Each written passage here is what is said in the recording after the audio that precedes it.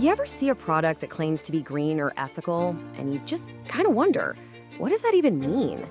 Well, that's exactly the challenge we're diving into today: corporate responsibility. Because in a world of global business, we absolutely need a common language to tell what's real impact and what's just, clever marketing. And that really gets to the heart of it, right? We're just swimming in terms like sustainable and responsible, but honestly, without a shared rule book, they're basically just buzzwords. This confusion isn't just a headache for us as customers. It actually makes investors hesitate, and it stops companies from knowing if they're truly making a difference. So the real issue here is just this chaos of different standards all competing with each other. To cut through all that noise, what we need is a universal language, a set of frameworks that everyone around the world recognizes, something that can act as a translator for what doing good actually looks like. I mean, imagine trying to build something massive, like a tower, but the instructions are in 12 different languages. It'd be a mess. Well, that's pretty much what global businesses are dealing with right now. This lack of a common standard creates this fog of confusion. Investors can't easily tell a solid, sustainable company from a risky one. We can't make truly informed choices. And even companies with the best intentions struggle to measure how they stack up. Okay, so how do we fix this? How do we bring some order to the chaos? Well, the answer is starting to come from a few key frameworks that are really becoming the go-to navigational tools for businesses. Let's break down the big three. So first up, we've got the Global Reporting Initiative, or GRI for short. Think of this one as the big, comprehensive blueprint. It covers the whole shebang: environmental impact, how a company treats its workers, its economic contributions, all of it. If a company wants to be totally transparent about its overall footprint on the world, GRI is the standard they turn to. All right, next we have the TCFD, the Task Force on Climate-Related Financial Disclosures. Now this one is laser-focused. It's all about climate change, but, and this is the key part, it's seen through a financial lens. The TCFD framework basically forces a company to ask itself, hey, how are things like floods or new carbon taxes or the huge shift to green energy actually going to affect our bottom line? It's about turning these big environmental issues into dollars and cents. And finally, there are the UN SDGs, the Sustainable Development Goals.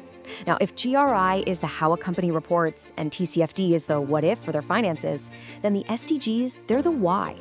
These 17 huge goals, things like ending poverty, ensuring clean water, promoting gender equality, they give us this incredible shared vision for a better world that businesses can actually align their entire strategy with.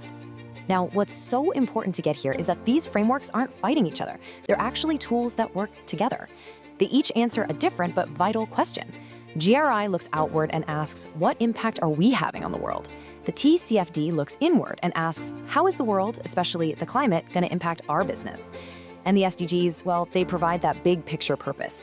What global goals are we helping to achieve? You put them all together, and you get this powerful 360-degree view of a company's real place in the world. So we have these amazing global frameworks. Problem solved, right? Well, not quite. Turns out, using them isn't as simple as just following a manual. This is where we hit the real-world friction, that clash between these big global standards and the reality on the ground. And this is where the rubber meets the road for any company that operates internationally. On one hand, you've got these global benchmarks, these universal standards that attract big investors from all over and help build a worldwide reputation. But on the other hand, you've got the local reality, specific laws you have to follow, unique market pressures, and deep-seated cultural norms you just can't ignore. This isn't some abstract theory. For these businesses, it's a daily battle. I mean, this quote just nails it, doesn't it? It's a tightrope walk. You have to satisfy local regulators just to keep your doors open. But at the same time, you have to meet these global standards to attract the investment you need to grow and build a world-class brand. The multi-billion-dollar question is, how on earth can a company do both at the same time? So that very question brings us to our final section, the Sustainability Balancing Act.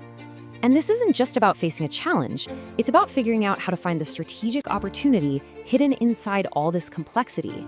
So what's the bottom line here? First, aligning with these global frameworks, it's not really optional anymore. It's absolutely crucial for long-term survival. Second, you can't just ignore what's happening locally. Getting compliance right takes deep, on-the-ground expertise. Third, and this is a big one, the companies that master this balancing act are the ones that are going to win global investment and trust. Why? Because by speaking this common language, they look less risky, and that makes them a much safer bet for investors. But here's the most important takeaway of all. This stuff is not about paperwork. The goal isn't just to report, it's to weave sustainability right into the DNA of the business, not just tick a box on a form. And all of this leaves us with one big question to chew on. As our world gets smaller and our economies become more and more connected, are we heading toward a future where one single, universal standard for sustainability will eventually emerge to rule them all? Or will this tricky balancing act between the global and the local always be a fundamental part of doing business? It's a question that's really going to define the future of corporate responsibility for years to come.